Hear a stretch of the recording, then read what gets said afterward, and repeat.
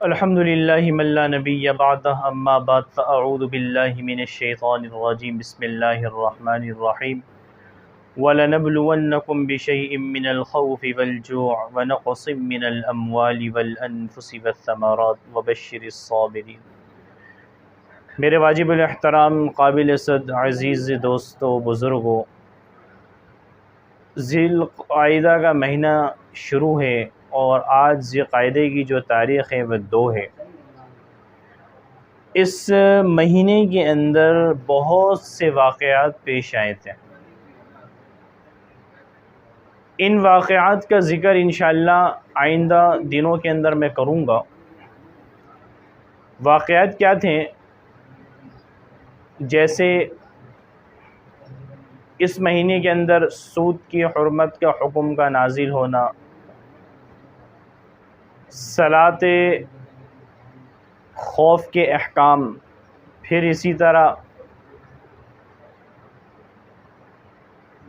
حضرت نبی علیہ السلام عمرے کے لیے صحابہ کرام کے ساتھ روانہ ہوئے، جہاں صلح حدیبیہ کے مقام پر اللہ کے نبی کو روکا، جسے قرآن نے فتح مبین کہا۔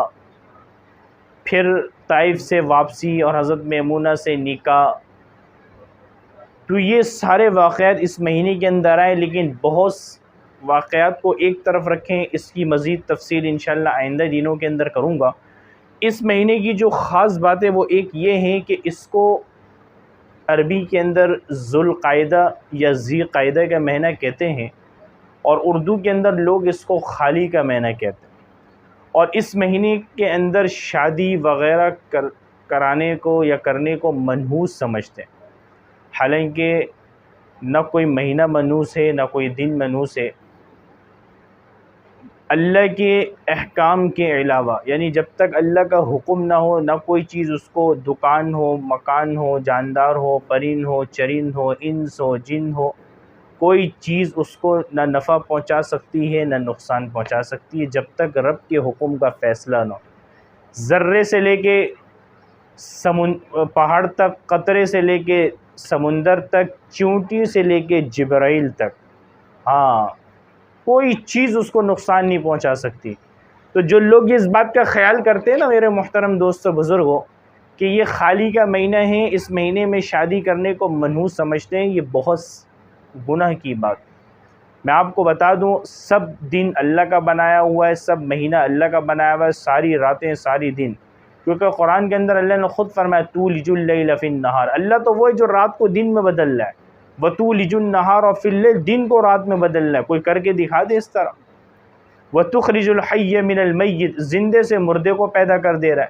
اکثر ماں کے بچے پیدا ہوتے ہیں مرے ہوئے ہوتے ہیں یا ہو کے مر جاتے ہیں۔ وتخرج المیت من الحی، اور مردے سے زندے کو پیدا کر دیتا ہے، مرغی انڈا دیتی ہے، کبوتر انڈا دیتا ہے، اس سے جاندار بچے پیدا ہو جاتے ہیں۔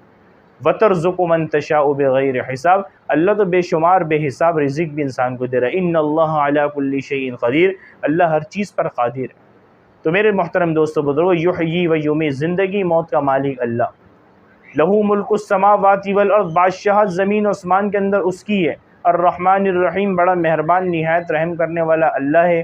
تو میرے ساری باتوں کا جو خلاصہ ہے، کوئی مہینہ منحوس نہیں ہوتا، کوئی مہینہ نحوست کا نہیں ہوتا، بلکہ آزمائشیں اگر انسان کے اوپر آتی ہیں، مصیبتیں آتی ہیں، آزمائش اللہ کی طرف سے، مصیبت اس کے اعمال کی وجہ سے، اس پہ اگر انسان صبر کر لیا، شکر کر لیا، اللہ کا ذکر کرتا رہا، تو اس پہ نعم البدل ہے، اجر ہے، عظیم ہے، اللہ کی طرف سے انعام۔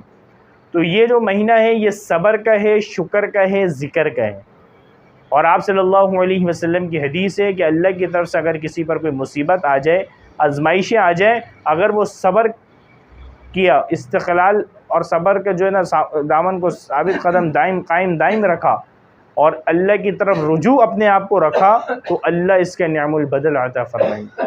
تو میرے محترم دوستو بزرگوں، عرض کرنے کا مقصد صرف یہ ہے کہ اس مہینے کو منحوس سمجھنا، اس مہینے کو نحوست والا سمجھنا، اس مہینے کو برا سمجھنا، اس مہینے کو جو ہے نا خلاف شرع سمجھنا، یہ ساری جو ہے نا گناہ کے ضمن میں آتی ہے۔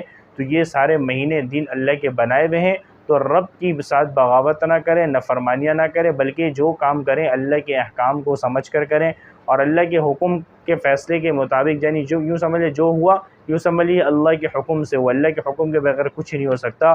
چاہے کان، انسان کے کان سننے میں، آنکھ دیکھنے میں، ہاتھ ہلنے میں، پیر چلنے میں، درختوں کے پتے ہلنے میں، مخلوق کو روزی پہنچنے میں، سب اللہ کے حکم کے محتاج ہے، اس کے بغیر کچھ نہیں ہو سکتا، نہ نفع نہ نقصان۔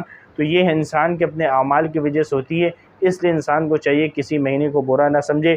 اللہ سے دعائیں ہیں کہ اللہ ہمارے دلوں کے اندر جو شر ہے، فتن ہے، اس کو دلوں سے نکالنے کی توفیق عطا فرمائے، اس کے لیے ذکر کریں، اللہ سے کی طرف جو ہے رجوع رکھیں، تاکہ ہمارا دل ظاہر باطن دونوں پاک صاف اور اچھا ہو۔ اللہ عمل کی توفیق نصیب فرما۔ وما علینا الا البلاغ۔